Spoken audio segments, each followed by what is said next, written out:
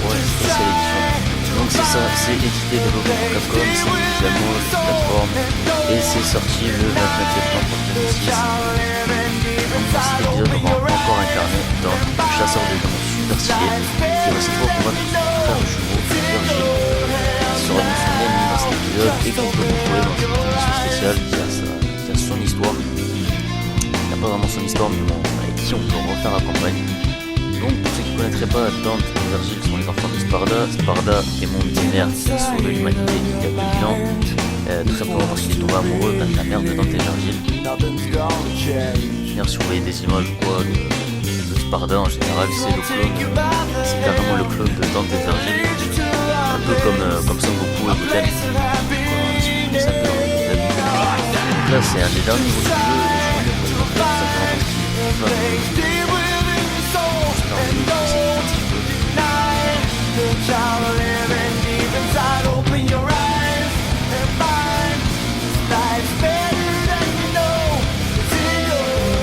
simplement parce qu'il est cette fois là franchement je le trouve phénoménal. Là je vais quitter la mission et je vais reprendre la première, une des premières, histoire de vous montrer le bourrinage dont sait faire preuve ce jeu.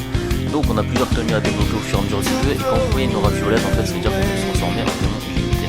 Elles sont vraiment pas faciles à débloquer mais il y a un code. Il y a un petit code qu'on peut faire donc c'est assez pratique et ça rend le jeu beaucoup plus accessible. Donc plusieurs modes de difficulté, facile, normal, difficile, très difficile, donc ça y est, donc j'adore le dire. C'est un mode dans lequel vous tuez les ennemis avec vous et vous pouvez mourir de la même manière.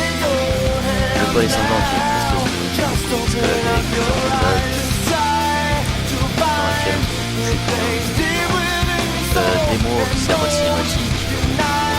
Le global c'est le mot note. Le musée c'est là où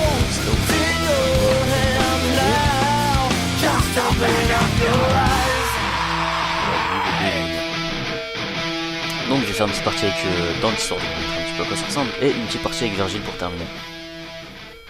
Voilà, casser du démon jusqu'au dernier, donc personnalisation. À chaque fois on a accès au menu de mission. Donc c'est dans ce menu que vous allez gérer un petit peu votre inventaire, vos armes, les orbes que vous avez, de la manière dont vous les dépensez. Voilà, donc si je veux je peux m'acheter des étoiles, des sphères bleues pour augmenter ma barre de vie, des sphères violettes pour augmenter ma barre de magie. On voit là les petites boules, c'est mes barres démoniaques, mes barres de magie. Étoile du diable, donc c'est pour récupérer de la magie, ça c'est pour récupérer de la vie. Et l'eau bénite c'est juste pour faire un grand ménage dans le niveau. En tout cas dans la zone dans laquelle vous êtes. Je vais prendre des sphères bleues moi carrément. Non j'avais pas besoin remarque des sphères bleues, je vais prendre des sphères violettes. Moi que je suis en démon limité, j'en ai pas besoin non plus, mais bon, j'ai de la thune à dépenser donc je suis un bourgeois pour une fois, je suis pas dans la vraie vie, là je kiffe. Mince alors, laissez-moi kiffer. Bref, donc action, on a différentes choses, donc rébellion, Cerberus. Voilà, à chaque fois c'est toutes les techniques qu'on peut acheter au fur et à mesure. Donc vous voyez celle-là elle coûtait 20 000. En gros, vous pouvez refaire les niveaux pour gagner des orbes, pouvoir compléter le jeu. En tout cas, tout ce que vous voulez acheter à 100%. Vous pouvez revoir votre équipement vu que là, vous avez toutes les armes que vous voulez. Au fur et à mesure que vous les débloquez, bien entendu. Mais vous ne pouvez partir au combat qu'avec 2 armes à feu et 2 armes au corps à corps. Donc on a fait un petit briefing. Et maintenant, on va regarder la petite cinématique où Dante a toujours la super classe internationale. Donc dans cet épisode, comme je vous le racontais, Dante va combattre son frère jumeau Virgile, qui les deux sont très différents du fait que Dante est plus proche de son côté humain vu qu'il a passé les premières années à renier sa démoniaquitude, tout simplement parce qu'il détestait son père. En tout cas c'était au début. Et c'est dans cet épisode en gros qui fait la paix avec son côté démoniaque, qui se rend compte vraiment de la puissance qu'il a, puisque c'est le premier épisode historiquement, en tout cas dans la saga, dans l'histoire du jeu, dans lequel il va se transformer en démon. Pour l'instant il n'en a pas encore la capacité, même si moi j'ai terminé le jeu donc je peux le faire maintenant. Allez, c'est parti. J'adore les musiques sont super dynamiques. Voilà, on change d'arme comme on veut en appuyant sur R2 et L2. Donc ça pète toujours dans tous les sens. On envoie le bazooka. Avec rond, on peut utiliser des attaques spécifiques. Il vient ici. Voilà, par exemple, lancer des roquettes comme ça, les attirer comme ça. Ah, j'ai juste planté, je l'ai pas tiré en fait. Je vais essayer de bien jouer quand même. Voilà. Et viens là, ma belle. Mais oui, t'es mignonne, viens là. Et viens là, la mort, ma petite faucheuse à moi. J'aime bien les petits. J'aime bien comment ils foncent, c'est super classe. Vous avez une jauge de style à chaque fois, hein, comme dans tous les DMC. Qu'est-ce que tu veux, mon gros? Ceux-là, faut rester éloigné, faut les exploser de loin. Et ça, c'est des ennemis communs. Hein, c'est pas, ils sont pas dangereux. J'essaie de le, voilà, je voulais essayer de le faire péter de plus loin, mais bon, c'est pas grave. Dans tous les cas, je suis en facile, donc je risque pas grand-chose. Voilà, on en voit encore. Et je vais me retransformer par contre. Et là, on a droit au petit boss de niveau. Ça, c'est un sous-boss, hein, c'est pas vraiment. C'est vraiment le tout premier boss du jeu, il a aucune importance, puisque les boss en général vous donnent des armes. Toutes les armes que vous avez, c'est des boss démoniaques qui vous les donnent. Hop. Voilà, donc vous voyez là je suis en facile, donc c'est pour ça que ça va très très vite. Et là on voit donc le Temen Nigro qui va être la tour. Quand même ça coûte de l'argent contribuable de reconstruire tous ces immeubles. Monsieur, faudrait y penser un petit peu. Donc cette tour monte 2000 feux et 2000 cieux.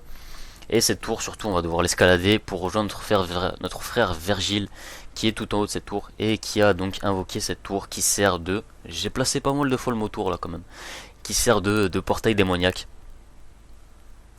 En gros c'est là que votre père Sparda a fermé le portail des démons. Et votre frère Vergile veut la récupérer, veut ouvrir cette porte pour pouvoir entrer en enfer et pour récupérer les pouvoirs de son père. Et être un démon à part entière vu qu'il est à moitié humain comme son frère.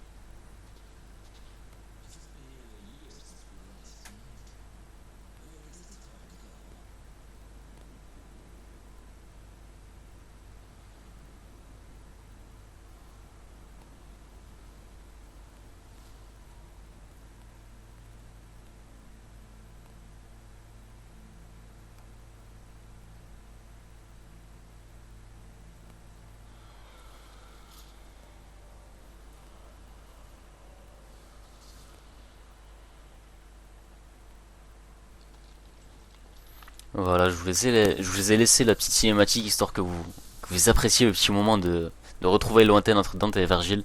Et maintenant je vais faire une petite partie avec Vergile. Si vous aimez la difficulté, vraiment ce jeu est fait pour vous. Hein. Autant facile, forcément ça va très vite. D'ailleurs le mode facile se débloque en mourant 3 fois. Le mode normal n'est pas super accessible, même s'ils l'ont rééquilibré dans la version spéciale édition. Mais vu que la version normale qui était sortie dans laquelle il n'y a pas Vergile, cette version, oui je veux quitter, cette version était beaucoup plus difficile que la version japonaise en fait. La version européenne de Devil May Cry 3 était beaucoup plus difficile, donc ils l'ont rééquilibré dans la spéciale édition et il y a eu pas mal de petites choses en plus. Donc on va se faire une petite partie avec Virgile. Vous voyez comme tout à l'heure, comme Dante, il a un costume avec une aura violette. Donc ce costume lui permet de se transformer en démon lui aussi illimité. Avec cette tenue là on peut le transformer en Nero Angelo. Donc pour ceux qui connaissent un peu Devil May Cry. Voilà. Hop. Je vais le prendre comme ça, il est stylé comme ça. Ah ouais. Non, ouais. Mais remarque je le vends en démon limité donc c'est mieux comme ça. On va aller dans le niveau. C'est le niveau 7 je crois. C'est parti. Alors remarque à force de jouer en facile, les gens vont commencer à gueuler je pense. Ah c'est pas grave. En tous les cas faut que je vous raconte un petit peu le jeu. Donc Vergile a une manière de combattre complètement différente de son frère. Tout simplement parce qu'il n'a pas tout l'arsenal qu'a son frère. Ah ouais j'ai carrément mis celle-là quoi. D'accord d'accord. Ah je suis énervé quoi. Je vais devoir quitter cette mission tout simplement parce que mon jeu bug à cette mission. Mais je vais vous montrer un petit peu les styles donc. Virgile n'a qu'un style qui est Dark Slayer. Un guerrier déchu, le pouvoir des ténèbres donne naissance à de nouvelles armes et à de nouveaux pouvoirs. Magnifique. Donc au niveau 1, on voit qu'en appuyant sur rond, il peut se téléporter en étant au sol.